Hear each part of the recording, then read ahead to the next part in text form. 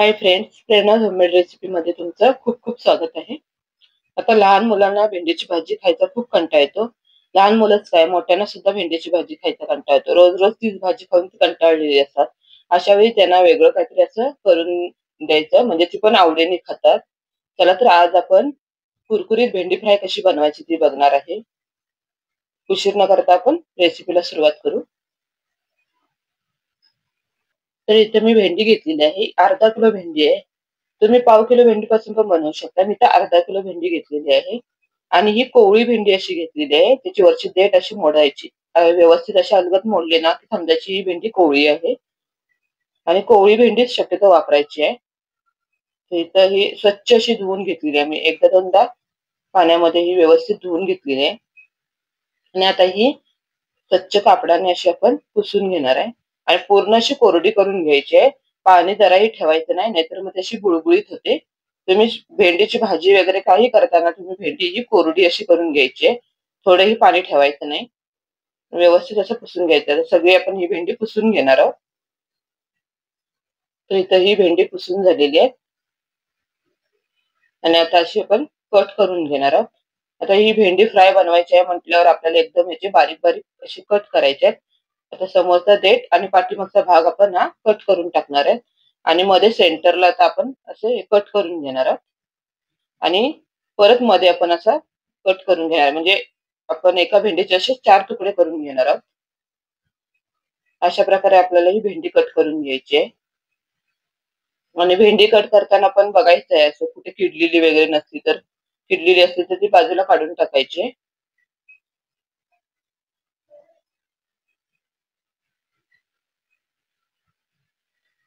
तर इथं थोडीशी ही किडलेली आहे, आपण ही बाजूला ठेवून देऊ. त्यामुळे व्यवस्थित अशी ही बघूनच भेंडी कट करायची आहे. आता अशीच आपण ही सगळी भेंडी कट करून घेणार आहोत.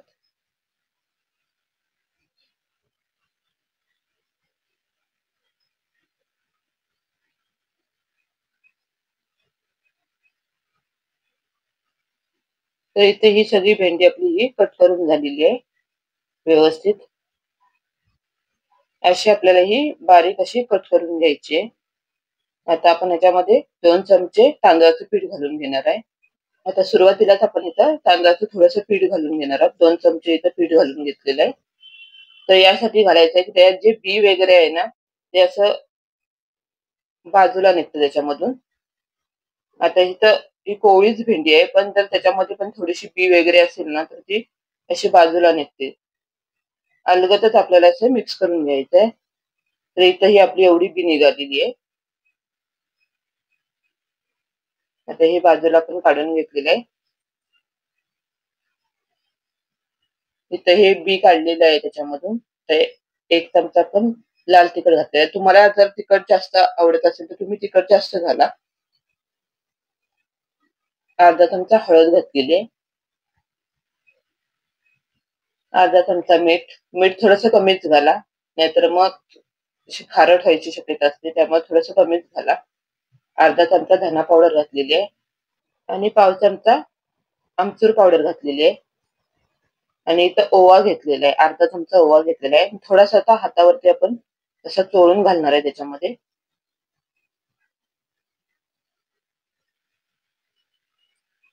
आणि आता इथं 4 चमचे आपण बेसन घेतलेलं आहे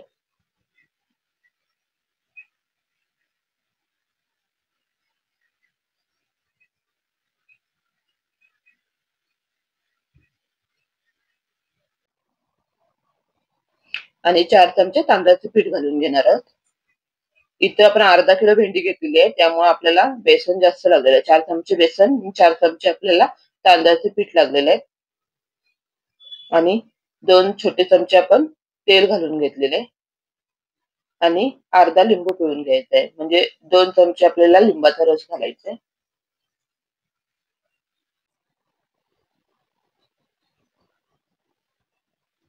आता हे सगळं आपण जरा हलक्या हातानेच मिक्स करून घ्यायचं आहे. जास्त जोर देऊन आपल्याला हे मिक्स करायचं नाहीये. अलगदच आपल्याला हे मिक्स करून घ्यायचं आहे.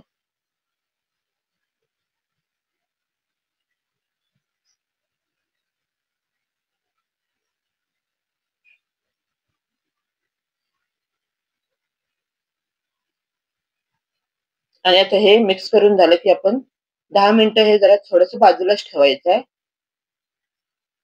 तर इथे 10 मिनिटं झालेली आहेत. परत थोडस आपण असं हाताने मिक्स करून घेणार आणि थोडस कोरडं वाटतंय. कोरडं वाटल्यामुळं आपण थोडस याच्यावर पाण्याचा शिंतोडा मारून घ्यायचा. गरज पडली तरच तुम्ही पाणी वापरा ह्याच्यामध्ये. जर गरज नसेल तर पाणी वापरू नका. थोडस मला कोरडं वाटते त्यामुळे मी इथं पाण्याचा थोडासा शिंतोडा मारून घेतलेला आहे. अजून थोडस पाणी मी वापरणार आहे इथं. जास्त पाणी वापरायचं नाहीये.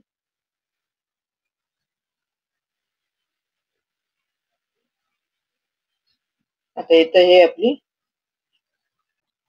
इथं भेंडीला व्यवस्थित मसाला लागलेला आहे आणि तेल सुद्धा आपलं गरम झालेलं आहे. तर त्यामध्ये आपण ही भेंडी घालून घेणार आहोत. तर थोडी थोडी घालून घ्यायची आहे, जास्त घालून घ्यायची नाही याच्यामध्ये. आणि तेल चांगलं गरम करून घ्यायचं आहे आपल्याला.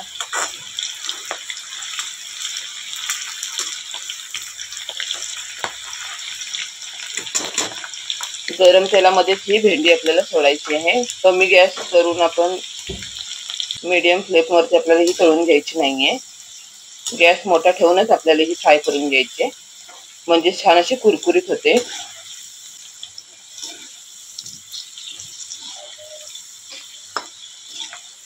आणि सारखी अशी पलटत राहायची आहे तिला.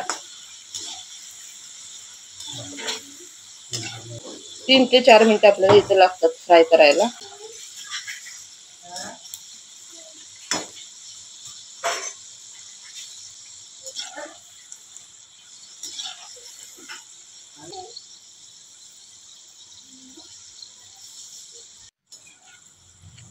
आणि झाऱ्याला अशी थोडीशी कुरकुरीत अशी लागते.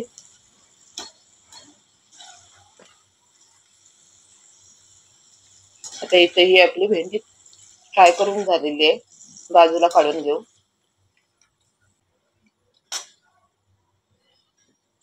तर आवाजावरनं तुम्हाला समजलं असेल की भेंडी ही किती कुरकुरीत झाली.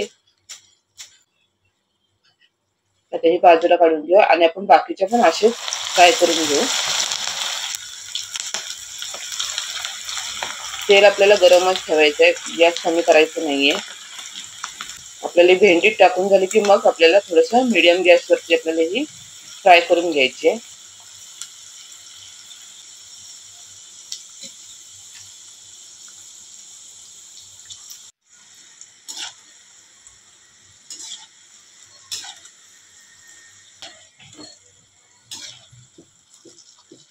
तर इथे सगळी भेंडी आपली फ्राय करून झालेली आहे. कलर पण छान आलेला आहे भेंडीला. तर इथं कुरकुरीत भेंडी फ्राय आपली तयार झालेली आहे.